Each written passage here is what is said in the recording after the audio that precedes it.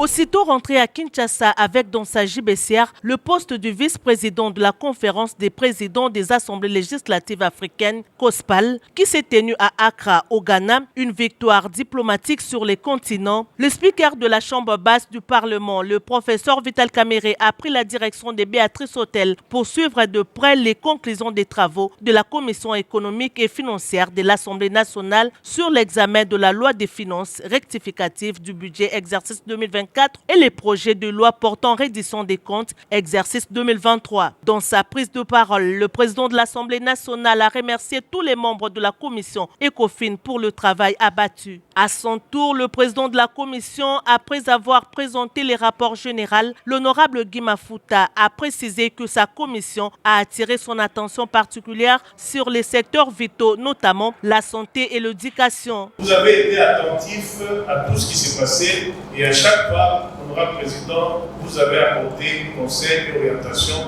dans l'intérêt de l'avancement de notre pays. J'aimerais avant toute chose, honorable président, remercier également les collègues membres de la commission qui ont travaillé avec abnégation. Jour après jour, les collègues étaient là à temps pour partir quitter ces lieux tard parce qu'il y avait la volonté de trouver des solutions pour que chaque Congolais bénéficie d'une quantité équitable de ces ressources qui sont exprimées en chiffres dans ce budget. La commission ECOFIN avait eu la charge, après la plénière à l'Assemblée générale, d'examiner en profondeur les deux projets de loi. La commission ECOFIN s'est résolument engagée à travailler en amont par un contrôle parlementaire efficace. Parmi les recommandations, nous citons le respect des affectations des ressources budgétaires et l'équilibre dans leur taux d'exécution, la réduction des trains de vie des institutions, l'équité et la justice pour l'amélioration des vies de tous les Congolais. C'est tard dans la soirée que les honorables membres de la Commission économique et financière ont clôturé les travaux de l'examen de la loi portant la reddition des comptes et le projet de loi des finances rectificatives de l'exercice 2024. Le rapport a été adopté par tous les membres de la commission et renvoyé à la grande plénière du mardi 29 octobre 2024 pour le vote.